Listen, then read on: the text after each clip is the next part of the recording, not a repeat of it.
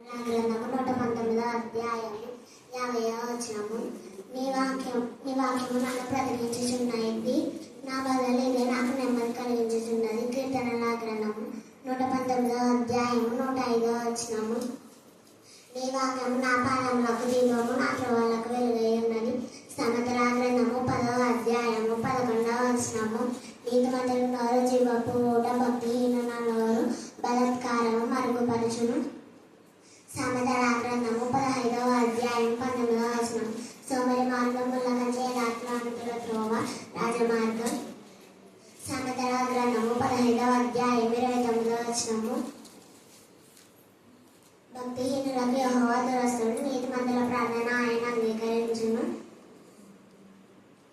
ఫిలిప్పీలకు రాసిన పత్రిక 4వ అధ్యాయము 20వ వచనము. మన ప్రభువు అయిన యేసుకు యుగ యుగములు మహిమ కలుగుగాక. ఆమేన్. 1 యోహాను 5వ అధ్యాయం 21వ వచనము. చిన్నపిల్లలారా, విగ్రహం జోలికి పోకుండా జాగ్రత్త పడు. 3వ అధ్యాయం 11వ వచనము. భూమి కంటే ఆకాశము ఉన్నతముగా ఉన్నదో ఆయన యందు భయభక్తులు గల వారి ఎడల ఆయన కృప అంతధికముగా ఉన్నది. 28వ అధ్యాయము 5వ వచనము. దుష్టులు న్యాయం ఎట్టిదని గ్రహించరు, యెహోవాను ఆశ్రయించు వారు సమస్తము గ్రహింతురు. యోబు గ్రంథం 9వ అధ్యాయం 16వ వచనము. నేను మొరపెట్టినప్పుడు ఆయన నాకు ఉత్తరం ఇచ్చాను. బైబిల్ చదువుతున్నాం. అధ్యాయము 24 నుంచి 37 లేఖలు చదువుతున్నాం. అప్పుడు వారిలో ఒకడు అన్యాయం అనుభవించుట అతడు చూసి వానిని రక్షించి బాధపడిన వాని పక్షమున ఐగుప్తీయుని చంపి ప్రతీకారం చేశాడు. తన ద్వారా తన సహోదరులకు దేవుడు రక్షణ దయచేయుచున్న సంగతి వారు గ్రహించురని అతడు తలంచను, కానీ వారు గ్రహింపరైది. మరునాడు 2 పోట్లాడుచుండగా అతడు వారిని చూచి, అయ్యలారా, మీరు సహోదరులు, మీరెందుకు ఒకరికొకరు అన్యాయం చేసుకొంచున్నారని చెప్పి వారిని సమాధానపరచజూచెను.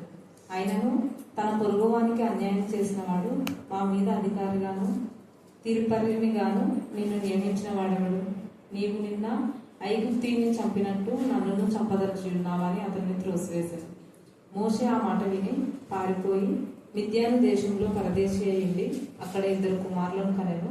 40 ఏళ్లైన పిమ్మట సీనాయి పర్వతారణ్యమునందు ఒక పొదలోని అగ్నిజ్వాలలో ఒక దేవదూత అతనికి అగపడెను.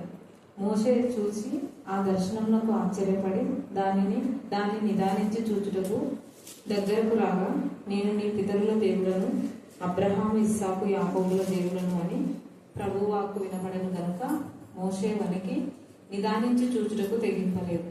అందుకు ప్రభు, నీ చెప్పులు విడువము, నీవు నిలిచి ఉన్న చోటు పరిశుద్ధ భూమి. ఐగుప్తులో ఉన్న నా ప్రజల దురవస్థను నేను నిదానించి చూచి తిని వారి మూలుగు వింటిని, వారిని విడిపించుటకు దిగివచ్చి ఉన్నాను. రమ్ము, నేను ఇప్పుడు నిన్ను ఐగుప్తులకు పంపుదనని అతనితో చెప్పాను. అధికారిని గాను తీర్పరిని గాను నేను నియమించిన వాడెవడని వారు నిరాకరించిన ఈ మోషేను అతనికి పొదలో కొనబడిన దేవదూత ద్వారా దేవుడు అధికారిని గాను విమోచకుని గాను నియమించి పంపాడు. ఇతడు ఐగుప్తులోను ఎర్ర సముద్రంలోను 40 ఏళ్ళు అరణ్యంలోను మహత్కార్యములను సూచన క్రియలను చేసి వారిని తోడుకొని వచ్చాడు.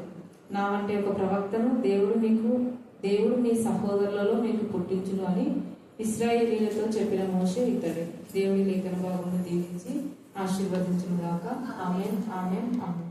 జ్ఞానాత్మకమైన పేరు రేచల్ టీచర్ వారి విద్యార్థులందరికీ మీరు ఘనమైన విజయాన్ని ఇస్తున్నందుకు మేము స్తుతిస్తున్నాం. అలాగనే ప్రార్థించమని చెప్పిన ప్రతి బిడ్డని బట్టి మేము స్తుతిస్తున్నాం. బేబీ కుమారుడు జశ్వంత్ 10th ఎగ్జామ్లో మీ సన్నిధి కాలం తోడుగా ఉంచారు తండ్రి. అలాగనే నా ప్రభ నా రివేరి విజయ్ భాస్కర్ అన్న వారి యొక్క కుమార్తె స్విచ్కి మీ జ్ఞానాత్మకమైన ఎగ్జామ్లో నా తల్లి రైట్ మైండ్ మీరు ఇస్తున్నారు. ఎగ్జామ్ అయిపోయి పరేంత వరకు పిల్లలందరికీ ఆరోగ్యాన్ని, బలాన్ని, శక్తిని, నెమ్మది, సమాధానం కలగండి, సమయస్ఫూర్తి దయచండి, బేబలిపోటు దయచండి. దేవా, ప్రతి బలహీనత నుంచి మీరు విడిపించండి. ధరిస్తూ ఉంటాం. దేవా, నా ప్రభా ఎగ్జామ్కు వెళ్ళే ప్రతి ఒక్కరిని మీరు ఎక్కడ మాట దాచుకోమని ప్రార్థిస్తున్నాం. దేవికి మీరు పూర్ణ స్వస్థత ఇచ్చారు. రత్న పాపం మీరు ఇచ్చిన స్వస్థను బట్టి నేను స్తుతిస్తున్నాం. చిన్న బిడ్డలు చెప్పిన లేఖన భాగాలన్నింటి బట్టి మేము స్తుతిస్తూ మమ్మును మా ఆత్మను మీ చుట్టూకే సమర్పిస్తూ నజరైన యేసుక్రీస్తు శక్తిగల నామమున ప్రార్థిస్తున్నాం తండ్రి. ఆమేన్, ఆమేన్, ఆమేన్. హల్లెలూయా. అయితే ఈ రోజు మన ధ్యాన అంశం ఏంటంటే ఆత్మల యొక్క సంపద. Very good. దానిలో కోసమే సేమ్ అదే అంశం మీద విమోచకుడు, ఇక్కడ అధికారిని గాను విమోచకుడు గాను నియమించి పంపాను. సేమ్ మోషేకు ఏ విధానంలో దేవుడు వాడుతున్నాడో నా వంటి ఒక ప్రవర్తన మీరు మరి పుట్టింపబోతాడు అన్నాడు. ఈ టాపిక్ తీసుకొని చాలా మంది మరి వేరే అంటే అన్యులు కానివ్వండి, ముస్లిమ్స్, వీళ్ళంతా ఆయన ఒక ప్రవక్తనే కానీ దేవుడు కాదు మీరు అని చెప్తుంటారు. కానీ ఇక్కడ ప్రవక్త అంటే దేవుడి యొక్క ప్రవచనాలే దేవుడు వీళ్ళని పంపాడు. అలాగా యేసయ్య కూడా ఆయన ఒక ప్రవక్త, ఆయన ప్రధాన యాజకుడు, ఆయన విమోచకుడు, విడుదల చేసేవాడు. అందుకనే రిడీమర్ అంటారు. యేసు ప్రభుల వారిని విమోచకుడు అంటే విమోచన క్రయధనం చెల్లించి వాళ్ళు విమోచించారు. ఈ మోషే కూడా తన జీవితాన్ని పణంగా పెట్టి వీళ్ళను మరి ఈ యొక్క ఇశ్రాయేలీలంతా కూడా 40 సంవత్సరములు అరణ్య యాత్రలో మరి ఎంతగా వాళ్ళు సనిగినా, బాధ పెట్టినా, అవమానపరిచినా, నిందించినా ఓర్చుకోవడమే కాకుండా యేసు ప్రభు యొక్క గుణలక్షణాలు మోషేలో ఉన్నాయి అనడానికి 100% ఏంటంటే వాళ్ళు తప్పు చేసి వాళ్ళని శిక్షించాలని అనుకున్నప్పుడు మధ్యవర్తిగా మోషే నిలబడి, దేవా ఈ ప్రజలు ఇక్కడ చనిపోతే ఏమనుకుంటారు, దేవుడు తీసుకుపోయి అరణ్యంలో చంపజుడు ఆయన విమోచకులు అంటారు కదా, కావాలైతే నా ప్రాణం తీ. చూడండి, నా ప్రాణం తీ అంటే ఆయన ప్రాణాన్ని పణంగా పెట్టి ఆ ప్రజల పైన రావాల్సిన ఉగ్రతను తప్పించాడు. యేసయ్య కూడా తన ప్రాణాన్ని పణంగా పెట్టి మనకు రావాల్సినటువంటి ఉగ్రత నుంచి మనం తప్పించాడు. అందుకనే ఆయన విమోచకుడు. యెషయా 53 4-5 వచనాలు చదవండి. యెషయా 53:4-5 వచనాలు చూడండి. ఇక్కడ అనుమానమే లేదంటాడు. నిశ్చయంగా అతను మన రోగములను భరించను, మన వ్యసనములను వహించను, అయినను మొత్తబడిన వాడిగాను దేవుని వలన బాధింపబడినాడు. ఎవరి వలన చెప్పండి? అదే చెప్పాలి. దేవుడు ఎందుకు ఆయన బాధ పెట్టాడంటే మనకు రక్షణ, మనకు విడుదల, మనకు విమోచన, పాపం నుంచి, శాపం నుంచి, దుష్ట శక్తుల నుంచి, దురాత్మల, ప్రేతాత్మల సమూహం, చేతిబడి క్షుద్ర శక్తులు అన్నీ ఉన్నాయి. వీటన్నీ కూడా యేసయ్య నామంలో విడుదలవుతున్నా మీరు దానికి సాక్షి. కోల్కల నుంచి వచ్చినటువంటి యేసురాజు భయంకరమైన ఆ యొక్క దుష్ట శక్తుల చేత అంటే మానసిక శక్తులు దాదాపు ఎంతమంది చెప్పారు? 5 ఏమో మరి మానసిక శక్తుల చేత తను పీడింపబడు, తను ఒక మానసికుడుగా మారే పరిస్థితిలో అనుకోని విధానంలో దేవుడు ఇక్కడ నడిపించాడు. ఆ అబ్బాయి మారి ఇప్పుడు మానసికులకు వాక్యం చెప్తున్నాం. హల్లెలూయా. కారణం యేసయ్య నామం. అందుకని మీకు పదే నజరేయుడైన యేసు నామంలో విడుదల, విమోచన, విశ్వాసం, విధేయత, విజయం, అపారమైన విషయం అని నజరేయుడైన యేసు నామమే ట్రస్ట్ చేసి మీకు చెప్పడానికి కారణమయ్యారు. ఆయన నామము అన్ని నామముల కంటే పైన, ఆయన నామము అన్ని నామం కంటే ఉన్నతమైన నామం, హెచ్చింపబడిన నామం. తర్వాత ఆయన నామంలో దేవుడే హెచ్చించాడ. చూసారా? ఆ దేవుని యొక్క నామం కంటే యేసయ్య నామం హెచ్చించాడు. కారణం ఏంటి? ఎలా రుజువు? దేవుని నామం కంటే యేసయ్య నామం హెచ్చించాడు అన్నా. ఏమా హెచ్చించాడు అన్నా కదా, రుజువు ఏమైనా? ఆయన నామంలో ప్రార్థన చేస్తే తప్ప మనం అంగీకరించడం కదా. యెహోవా నామం పేదంటే ప్రార్థనలు పైపుచ్చారు. యేసయ్య నామం అంటేనే పైగా దురాత్మలు దాంట్లో యేసు నామం అంటే పోవు. చాలాసార్లు నేను గమనించాను. నజరేయుడైన యేసు నామం అంటే వెంటనే మోకాళ్ళు వెంటనే గావు కేకలు పెట్టి వెళ్ళిపోతాయి. అంటే యేసు నామం అంటే చాలా మంది యేసు అనే పేర్లు ఉన్నారు కదా. నజరేయుడైన యేసు అనేది యేసు కూడా ఒక్కడే. హల్లెలూయా.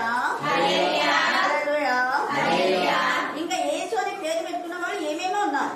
అందుకని ఒట్టిగా యేసు నామం అంటే కాదు, ఖచ్చితంగా మనం ప్రార్థన చేసేటప్పుడు నజరైన యేసు నామం, పునరుద్ధరణ యేసు నామం, మొల నుంచి తిరిగి లేచిన యేసు నామం, అపవాదిపై విజయం పొందిన యేసు నామం, ఇలాగ మనం చెప్పాలి.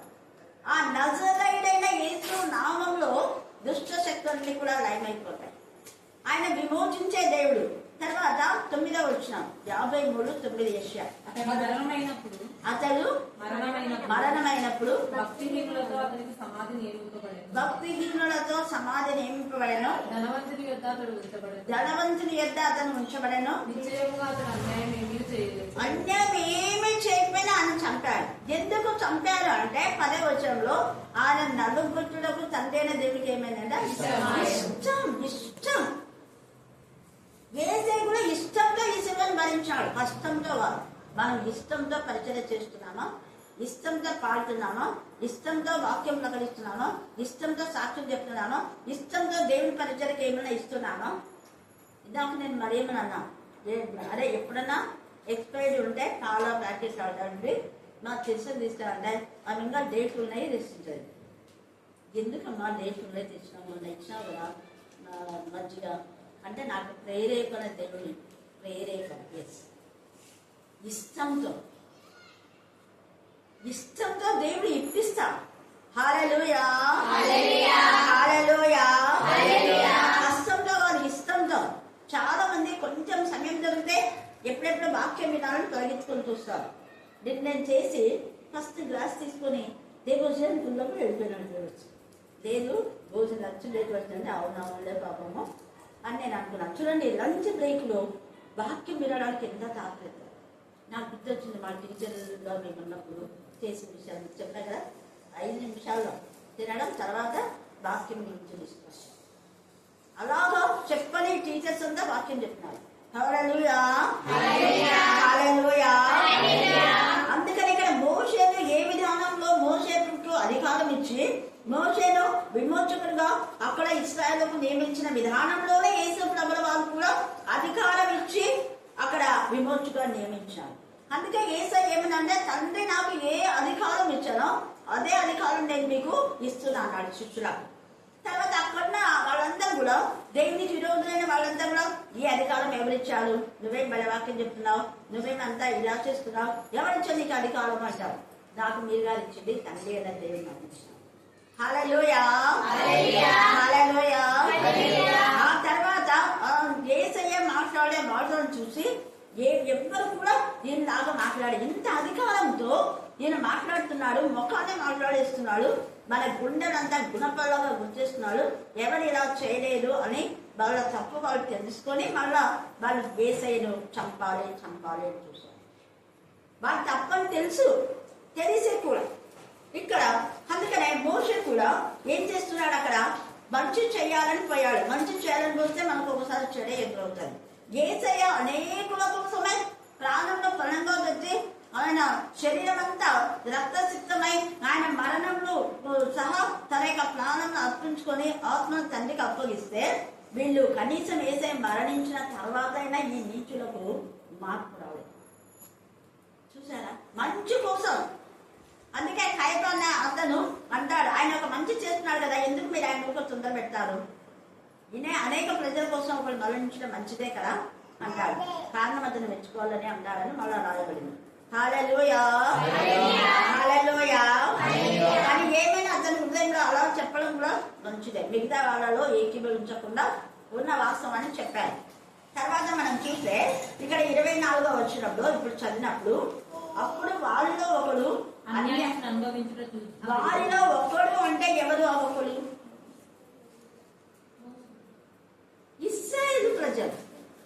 మోషే ఏం చేస్తున్నాడు అంటే ఇశ్రాయేలు ప్రజలు తన వాళ్ళని తన తల్లి ఉగ్గుపాలతో చెప్పేసింది. అందుకనే వీళ్ళు నా ప్రజలు కదా, నా ప్రజలు చూడాలని ఆశతో బయటకు వెళ్ళారు. వెళితే అక్కడంతా ఐగుప్తులు, తర్వాత ఇశ్రాయేలు. ఐగుప్తులు ఏం చేస్తున్నారంటే వాళ్ళ పని చెయ్యండి అని వాళ్ళు కొడుకుంటూ చేపిస్తున్నారు. నీళ్లు తాగుతుంటే కూడా నీళ్ళు ఇప్పుడే తాగేది, మేము ఇచ్చినప్పుడే తాగాలని తాగే నీళ్లు కూడా ఇలా కాళ్ళతో ఎగరు కొట్టేవాళ్ళు. తల్లి పిల్లకు కాలు ఇవ్వడానికి వస్తే ఆ పిల్లలు కాకుండా పని చేయకూడదు, ఏడుస్తుంది అని అంటే కూడా వదిలిపెట్టారు. మేము సమయం ఇచ్చినప్పుడు ఇద్దుకో నీ పిల్లలు కాదు, అంతా దౌర్జన్యం చేసిన. అలాగా అన్యాయం జరుగుతూ ఉంటే తన ప్రజలకు అన్యాయం జరుగుతుందని ఏం చేస్తాడు అంటే ఐగుప్తుని చంపేస్తాడు. చంపేసి ఇసుకలో తొక్కి తొక్కి తొక్కి లోపలికి పాతి పెట్టేస్తాడు. అక్కడ బురద ఇసుక ఎక్కువ. అదంతా ఈ వాడికి మంచి చేసి నన్ను గుర్తిస్తావు కదా, ఓ ఇతను ఐగుప్తుడు అయినా కూడా నాకు మేలు చేశాడంటే నా కోసమే పంపించినాడు దేవుడని దేవుని స్తుతించాలని మోషే ఆలోచన. కానీ వాళ్ళు అలా చేయాలి. మరుసటి రోజు వాళ్ళిద్దరు గొడవ పడుతున్నారు. ఇస్రాయేల్ ఇద్దరు, ఎవరిద్దరు? ఇస్రాయేల్ ఇద్దరు. అప్పుడు వచ్చి అన్నలాగా ఎందుకు ఇలా చేస్తారు, మీ ఇద్దరు అన్నదమ్ములు కదా, ఇప్పుడు అప్పటి నుంచి ఇప్పుడు జరుగుతుంది ఇదే. అన్నదమ్ములైనా మీరు ఎందుకు గొడవ పట్టాలు? నువ్వు మాకు అది కాదురా, అంటే మాకు చెప్పేవాడా, నీ పొరుగు అని వాళ్ళు నీ వాళ్ళు కదా, వీళ్ళకి తెలియదు మోసే వీళ్ళకి సంబంధం అని. అందుకని నిన్న నీ పొరుగు వాడిని నువ్వు చంపావు, నీ వాడినే నువ్వు చంపావు. ఇప్పుడు మమ్మలను చంపడానికి వచ్చి నా మీద నిన్న అధికారిగా తీర్పుగా ఎవరు నియమించాలని తన సొంత ప్రజలే తనను అవమానించకుండా పడి, నా వాళ్ళు నన్ను అర్థం చేసుకుంటారు పదాన్ని నేను చేశాను. కానీ నా వాళ్ళు అర్థం ఎవరైనా కూడా తన సొంత ఇంట్లో వాళ్ళ నుంచి బాధ వస్తే అస్సలు బెదిరి చేయలేదు. బయట నుంచి ఎన్ని బాధలు వచ్చినా భరిస్తారు. కానీ తన సొంత ఇంట్లో ఉన్నటువంటి తోడికోడలు కానీ, ఆడపడుచు కానీ, అత్త మామ కానీ, తల్లిదండ్రులు కానీ, అక్క చెల్లెలు కానీ, ఎవరైనా సొంత వాళ్ళే అర్థం చేసుకోకపోతే ఆ గుండె కొద్ది ఎంత భయంకరంగా ఉంటుంది. మోసే అసలు వాళ్ళ అమ్మ కూడా చెప్పకుండా వెళ్ళిపోయాడు అక్కడి నుంచి. మరి చెప్పినాడు అన్నట్టుగా మనకు రుజువులు ఏం లేదు. కానీ ఎంత ఏడ్చుతుంది ఆ తల్లి. మళ్ళీ 40 సంవత్సరాలకు వచ్చాడు. అంటే 40 సంవత్సరాలే జరిగింది. మళ్ళా 40 సంవత్సరాలకు దేవుడు ఈయనను అధికారిగా విమోచకుడుగా పంపాడు. మరి ఎన్ని సంవత్సరాలు అప్పుడు? 80 సంవత్సరాలు రాసుకోండి. అక్కడ 40 సంవత్సరాలలో తన యొక్క మరి సహోదరులకు న్యాయం చేకూర్చాలని అంటున్నాడు. ఎందుకు అంటే వాక్యం తెలుసు కాబట్టి, దుర్మార్గుల కడుపు విప్పాలని వాళ్ళమ్మ చెప్పించదు. యెషయా 58లో మన ధ్యానాంశం మెయిన్ అదే. ఎక్కడ దుర్మార్గం ఉంటే అక్కడ ఖచ్చితంగా మనం గద్దించి బుద్ధి చెప్పే వాళ్ళని అదే ఉపవాసం ఉంది, నిజమైన ఉపవాసం అది. మనం ఎన్ని ఉపవాసాలు ఉండి ఎన్ని వాక్యం చెప్పి ఎంత కానుకరించి ఏమేం చేసినా కూడా అవన్నిటికంటే దేవుడికి ఇష్టమైన ఉపవాసం. అన్యాయం జరిగితే అన్యాయాన్ని ఖచ్చితంగా రూపమాపడం, అన్యాయాన్ని ఖండించడమే వాళ్ళు ఎవరైనా కానీ అది. అందుకనే మన వాళ్ళని కూడా చూడకుండా అక్కడ గద్దించాడు ఆ వాక్య భాగం ప్రకారం. అలాగా మనం చూస్తే అందుకే నేను ఎవరు పంపించాడు, దేవుడు రక్షణ దయచేస్తున్న సంగతి వారు గ్రహించురని అతడు తలంచారు. కానీ వారు గ్రహింపలేని యేసై కూడా నేను రక్షకునిగా వచ్చానని మీరు గ్రహించాలి కదా అని అనుకుంటే యూదులు గ్రహించకుండా యూదులే యేసైను సెలవేయమని చేయకలు వేశారు. మంచి చేసినటువంటి యేసైనే. అందుకే యేసై అంటాడు, నేను ఏం చేశానని మీరు నన్ను ఇలాగా వాక్యం చెప్పొద్దు, బోధించొద్దు అని అంటున్నారు. నేను అనేకులకు స్వస్థపరిచి అనేకులు ఇలా చేస్తే ఏ కార్యమును బట్టి, ఏ చెడ్డ కార్యం బట్టి మీరు అంటున్నారు, నేను చేసిన మంచి కార్యమును బట్ట మీరు నన్ను గద్దిస్తున్నారు. వాళ్ళు చేయకపోగా యేసై చేసిన మంచిని బట్టి ఆయన విమర్శించాను. మనకు కూడా ఇవే ఎదురైతాయి. మనము ఇతరులకు మేలు చేస్తే మేలు చేసిన వాళ్ళే మన కీడు చేయాలని చూస్తారు. మీ అనుభవంలో కూడా ఉంటుంది. మనం ఎవరికి మేలు చేస్తామంటే అందరు కాదు, కొందరు మేలు చేసిన వాళ్ళకు మనకు మేలు చేయాలని కృతజ్ఞత ఉండేవాళ్ళు ఒక గ్రూప్ ఉంటారు. ఇంకొక వాళ్ళు కీడు చేయగానే మర్చిపోతారు, అంతే, నెగ్లెక్ట్ అన్నమాట. ఇంకో గ్రూప్ ఉంటే మూడో గ్రూప్, వాళ్ళు మేలు అనుభవించి కూడా కీడు చేయాలి, వీళ్ళని క్షమించడం. అందుకే అంటాడు, నువ్వు చెయ్యకూడని మేలు చేయకపోయినా పర్వాలేదు, కానీ ఏం చేయకూడదు, కీడు చేయకూడదు. అలాగనే మేలు చేసిన వారికి కీడు చేసే వారి ఇంటి నుంచి ఎప్పటికీ కీడు చదువుకోవాలి. ఎప్పటికంటే 1000 తరాల వరకు, ఎప్పటికంటే వాడు చచ్చిన వరకు చెప్పాలి. అదే దేవునికి మహిమకరం అంటే 1000 తరంలో బ్లెస్సింగ్స్, లేదంటే 4 తరాలు వాళ్ళు తెచ్చుకుంటారు. మనం గుర్తుపెట్టుకోవాలి, దేవుని ప్రేమను నిర్లక్ష్యం చేయదు. ఇక్కడ మోషే 80 ఏళ్ల వయసులో అప్పుడు ఆ ప్రాంతంలోకి వస్తే అది మండుచున్నటువంటి పొద. ఆ పొద ఏంటో చూద్దామని నుంచి చూద్దామనుకున్నాడు. ఆ వెలుగు ఆయన చూడలేకపోయినాడు. అందుకే 30 వచనంలో 30 చదవండి. 40 ఏళ్లైన పిమ్మట సీనాయి పర్వతమన్నా హోరేబు అన్న ఒకటే. సీనాయి పర్వతాలన్నీ మందు ఒక పొదలోని అగ్ని జ్వాలలో ఒక దేవదూత ఒక దేవదూత అతనికి, ఇక్కడ దేవదూత అని రాశారు, ఇంకొక చోట మండుచున్న పొద నుండి. ఆ మంటనే దూతలు మండుతుంటారు. అనేకులను ప్రభు వైపు తిప్పిన వాళ్ళు ఆకాశ జ్యోతులాగా ఏం చేస్తారు, ప్రకాశిస్తారు. వీళ్ళు మండేటటువంటి వాళ్ళు. ఆ యొక్క పొదలో ఆశ్చర్యం అయిపోయింది. అదే నీకు ఆకులు కొంచెమైనా మట్ట లేకుండా ఉన్నాయి అని అనుకున్నాడు. దగ్గరికి రాగా, నేను నీ పితరుల దేవుడను, అబ్రహాం ఇస్సాకు యాకోబుల దేవుడను అని ప్రభు వాక్కు వినబడను కనుక మోషే వనికి నిదానించి చూచుటకు తెగింప లేదు. అందుకు ప్రభువు నీ చెప్పులు విడుము, నిలిచున్న చోటు ఏంటంటే పరిశుద్ధ భూమి. అంటే నాకు తెలిసి 40 సంవత్సరాలుగా ఈయన చెప్పుల వాళ్ళు తెగిపోలేదు. సేమ్ వాళ్ళ అరణ్యంలో ఉండేటప్పుడు చెప్పుల వాళ్ళు తెగిపోయిందా, తెగిపోవాలి. ఆ చెప్పులతో తొక్కాడు కాబట్టి చాలా మంది చెప్పడం, అదే చెప్పులతో అక్కడికి వెళ్తున్నాడు కాబట్టి, లేదా అట్లే ఎత్తిపెట్టి మరి సపరేట్ చేసుకున్నాడో మనకు తెలీదు. మొత్తానికి అయితే అంటే అప్పుడు రాచరికంలో ఉన్నాడు కాబట్టి చాలా కాస్ట్ ఉంటుంటాయి కదా, కాబట్టి అవి అట్లనే పెట్టి అప్పట్లో యూజ్ చేసుకున్నాడేమో నాకు తెలియదు. కాకపోతే అవి ఒక వ్యక్తిని చంపి ఇసుకలో కాల్చిపెట్టిన చెప్పులు కాబట్టి అది పరిశుద్ధమైన స్థలం విలువ అన్నాడు. ఇదే తండ్రి అనే దేవుడు ఇక్కడ మాట్లాడనమాట.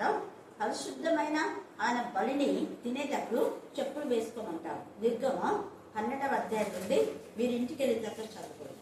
మీరు పస్కాలు భుజించేటప్పుడు మీ నడుములకు గట్టి కట్టుకొని చెప్పులు తొడుక్కొని తర్వాత తలపావలు పెట్టుకొని చోరపడచ్చు తినాలంట. చోరపడచ్చు ఇది ఆనంద తినాలి.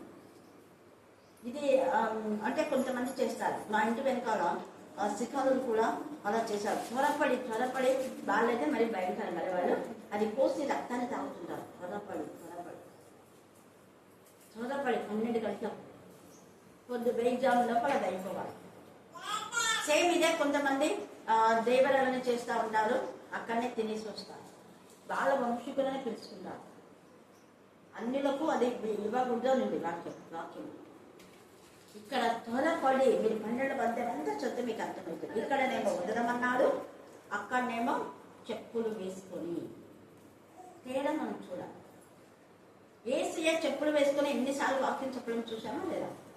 చూసామా? చెప్పులు అన్నవి ఏ చెప్పులు వదలాలి అంటే పాపపు చెప్పులు. మన హృదయంలో ఉన్న అవిధేయత, అక్రమము, అన్యాయము, లంచగొండితనం, వ్యభిచారము, దొంగతనము, హత్య, ఆత్మహత్య, మానసిక వేదన, మత్స్యచారితనం, చేతిపడి శుద్ధ శక్తులు, కాశ్మీర ప్రాయలు ఉన్నాయి. చెప్పులతో కూడా చేస్తారు. కొంతమంది చెప్పులు తీసుకుపోయి చేతిపడి చేస్తున్నారు, వస్త్రాలు తీసుకుపోయి చేతిపడి, ఎంట్రకలు తీసుకుపోయి చేతిపడి చేస్తారు. వాళ్ళు నడుస్తున్నప్పుడు అంటే చెప్పులు లేకుండా నడిచినప్పుడు ఆ పాదంలో ధూళి తీసుకుపోయి చేస్తుంటారు. రకరకాలుగా చేస్తారు. కానీ ఏం చేసినా దేవుడి బిడ్డలు మాత్రం కాదు.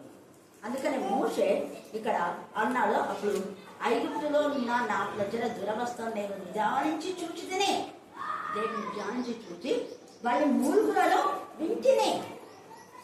ఈ మధ్యాహ్నం ముందు నీ మూలుగులు కూడా దేవుడు విని యేసయ్యకు మనకు విలువ విమోచక నిమలుగా అంటారు. ఆయన విమోచక రక్తం అనే క్రయధనం నుంచి విడిపించాడు మనం. అందుకే రక్త క్రయధనం, విడుదల ఏంటంటే రక్త క్రయధనం. ఇక్కడ మోషే విడిపించడానికి, విమోచించడానికి ఆయనను మరి అధికారిగా విమోచనగా పంపడానికి కాదు, ఆయన జీవితమే పణంగా పెట్టాడు. అందుకని ఇందాక చెప్పాను కదా, వాళ్ళు తప్పు చేస్తే వాళ్ళని సంహరిస్తారంటే తండ్రి అనే దేవా వద్దు, వాళ్ళని క్షమించు, కావాలంటే నా ప్రాణం తీసుకుంటాను. ఏసైలాగా ఏసై కూడా తన ప్రాణాన్ని పణంగా పెట్టాడు అపవాదిపై విజయాన్ని పొందడానికి, అపవాదిని జయించడానికి. ఇక్కడ మోషే ఏ విధానంలో దేవుని నామం కోసమే ఆయన ముందుకు వెళ్ళాడో, అలాగనే 12వ అధ్యాయం ప్రకటనలో మనం చూస్తే అపవాదికి భయపరచుటకే యేసయ్య తన ప్రాణంను పణంగా పెట్టాడు. అక్కడ పరలోకంలో యుద్ధం జరుగుతుంది 7వ వచనంలో. అప్పుడు అంటే యేసయ్య ప్రాణం విడిచి ఆత్మను దేవునికి అప్పగిస్తున్న సమయంలో పరలోకం ముందు జరిగే ఆ యుద్ధంలో అపవాది పైన విజయాన్ని పొందుకొని అపవాదిని ఈడ్చి కిందికి పడేస్తుంది. 3వ వచనంలో ఈడ్చి కిందికి పడేస్తే మళ్ళీ వాళ్ళు యుద్ధం చేయడానికి వస్తారు. వారికి ఇక స్థలం లేకపోయాను అని 12:10లో మన మీద నేరం మోపుచున్న వాళ్ళు పడవేయబడ్డారు. ఇప్పుడు రక్షణ శక్తి చదవండి 12వ అధ్యాయం 10వ వచనం. మరియు ఒక గొప్ప స్వరం పరలోకమందు చూడండి కొంచెం కాదంట ఏంటంటే గొప్ప స్వరం పరలోకమందు చెప్పుట వింటిని రాత్రి పగలు మన దేవుని ఎదుట మన సహోదరుల మీద నేరం మోపువాయన అపవాది పడద్రోయబడినాడు. వాడికి అసలు ఛాన్సే లేదు. కాబట్టి ఇప్పుడు కనుక ఇప్పుడు ఒకటి రక్షణ శక్తియు రాజ్యమును మన దేవుని ఆయన ఇప్పుడు అధికారం 5 ఆయన క్రీస్తు. ఆయన క్రీస్తు దేవుని రక్తం. ఆయన మొదటి సింపుతో స్వరక్తం నుంచే మనకు ఉన్నటువంటి సంఘం. అది దేవుని యొక్క రక్తం. అక్కడ మనం ఎంత తేటగా తిమోతిలో రాశాడో మీకు తర్వాత చదువుకోండి. స్వరక్తం నుంచి మనకు ఉన్నటువంటి సంఘం ఆయన రక్తం. ఆయన రక్తం మనలో ఉంది. 2 తిమోతి 1:12 చదవండి. 2 తిమోతి 1:12 ఆ హేతువు చేత ఈ శ్రమలను అనుభవించుచున్నాను కానీ నేను నమ్మిన వాని ఎరుగుదును కనుక సిగ్గుపడను. నేను ఆయనకు అప్పగించిన దానిని రాబోచున్న ఆ దినము వరకు ఆయన కాపాడవలనని పూర్తిగా నమ్ముకొనుచున్నాను. కాపాడడం కోసమే తన స్వరక్తం ఇచ్చి ఆ సంఘాన్ని కాపాడుతున్నాడు. కొన్నాడు. కాబట్టి మనము ఇక్కడ మోషే ఏ విధంలో ప్రాణం కణంగా పెట్టి తన ప్రజలకు సహాయం చేశారో 80 సంవత్సరాలలో మరి మనకి ఎంత ఆతృత ఉండాలి. యేసే కూడా తన ప్రాణం కణంగా పెట్టి మనకు రక్షణ ఇచ్చినాడు, శక్తిని ఇచ్చినాడు, అధికారము ఆధిపత్య ఆయనదైతే ఆయనకి ఇచ్చిన అధికారాన్ని మనకి ఇచ్చాడు. కాబట్టి మనకి ఇచ్చిన అధికారాన్ని మిస్యూజ్ చేయకుండా మనం కూడా శక్తి లోపం లేకుండా అనేకుల కోసం ప్రార్థన విజ్ఞాపనలు తర్వాత దుర్మార్గులు పట్టిన విప్పడానికి మన వంతు ప్రయత్నం మనం చేద్దాం. దేవుడు ఈ లేఖన భాగం దీవించి ఆశీర్వదించిన ఆమేన్.